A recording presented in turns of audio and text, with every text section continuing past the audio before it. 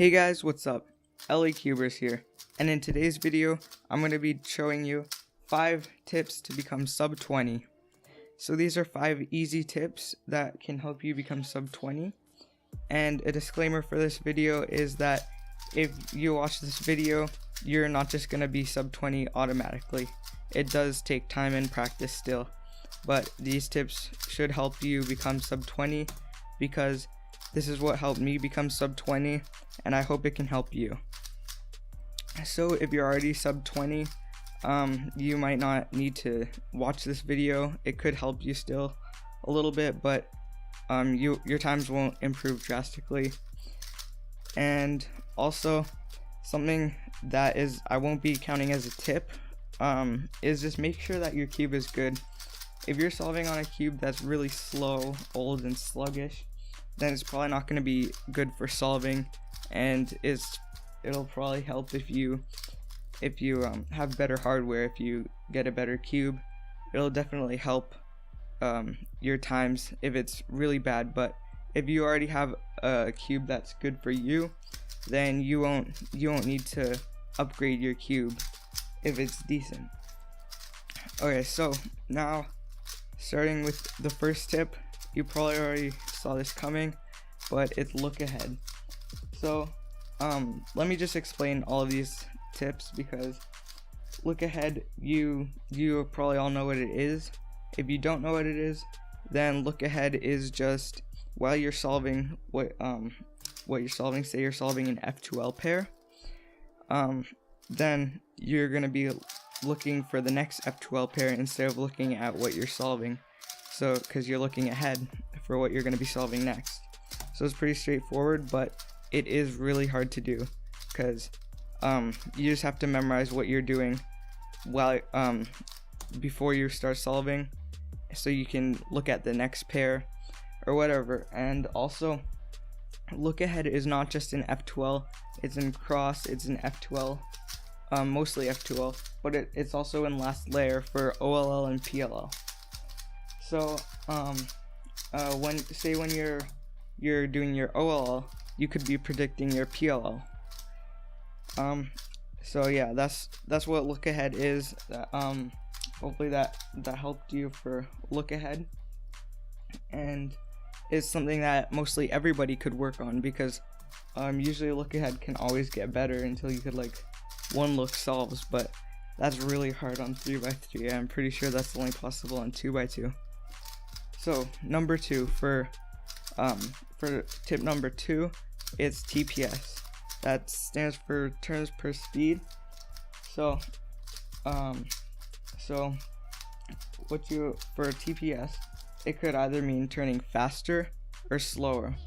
It could be one of those, doesn't really matter, but it just depends on what you need. So some people would need turning slower, and you might be thinking, why would this help? But it definitely could help a lot, because if you have no look ahead at all, and you're just turning as fast as you can, but you're pausing for 5 seconds in between every 2 turns, then that is really not good, because you're going to be slowing down a lot. Whereas if you turn slowly and with no pauses, then you can become a lot faster. I've seen people getting 11 seconds, 13 seconds, which those are pretty good times, but they're turning slow. And you might be thinking, while you're watching them solve, how are you getting 11 seconds? But it's because they have look ahead. They have really good look ahead, and they have no pauses in between their turns. So that's why.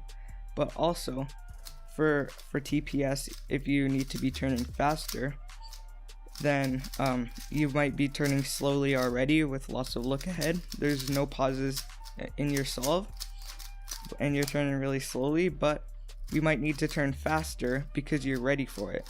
If you're not ready for it, then still work on turning slow with look ahead. But sometimes you can go faster with look ahead, so just be aware of that, because it'll help you if you don't know if you're ready for it. So tip number 3 is knowing algorithms. So knowing algorithms is just what algorithms you should know for being sub 20. You definitely don't really need algorithms that much. Of course you need algorithms to solve the cube and to be fast, but for PLL and OLL, I definitely wouldn't recommend OLL, definitely not for being sub 20, because OLL, you can be sub 10 without knowing full OLL. You could be using 2-look OLL and still be sub 10. So that's pretty crazy. But for PLL, you can still be sub 20 without knowing full PLL. If you know 2-look PLL, it's still definitely possible to be sub 20, but it is a lot harder. So I guess I would recommend full PLL, because that'll help you quite a bit, but definitely not full OLL. You could still be using 2-look OLL and it'll be perfectly fine. And also for F2L algorithms, I don't really recommend using algorithms for F2L, only on like hard cases and stuff that is hard to do efficient without algorithms. But I recommend learning F2L without algorithms first, just so that you get a better understanding of the cube and you know how things work, and you'll just be more smarter when it comes to the 3x3. So that also brings us to the next topic for tip number 4, is efficiency. So you definitely do want to be efficient with your F2L and with your cross, with everything. So if you want to have less turns in your solve, but have them good turns that actually will do lots of stuff. So if you're doing U3s to like find your PLL, to just recognize what case you have, that is definitely not efficient, because you could just do a U prime instead of a U3 just to see what PLL you're doing. Or you could just look around the cube while you're holding it instead of cube rotating or doing U3s and stuff that is unnecessary. Because I've seen a lot of people, when they're trying to recognize what algorithm they have or what case, they'll do like U3s and then like a few cube rotations and then cube rotate back and do like another U and then do the algorithm, which that just takes so long, and you could probably save like 6 seconds of your time if you just didn't do that. So yeah, efficiency is definitely key for being sub 20. You want to be really efficient. Also, tip number 5 is just practice. If you use all of these tips and you just practice with trying to be better and be faster using these tips, it'll definitely help a lot. Because when I just think about what I need to do to become faster, it definitely helps me, because there have been times where I'm just solving and I'm not really thinking about what I'm doing. I'm just solving. It's like mindlessly I'm just solving, and that's all right. You're not gonna get slower doing that, but you're not gonna get faster.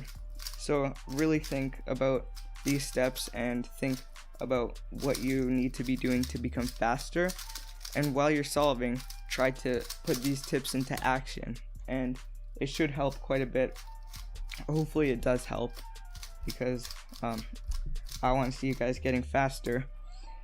So yeah, that's it for this video. These tips can be used for more than just sub 20, probably like sub 15 and stuff, because these tips go a long way. And that's it for this video. Like this video if you enjoyed. Let me know in the comments below if it helped you, and I'll see you all next time.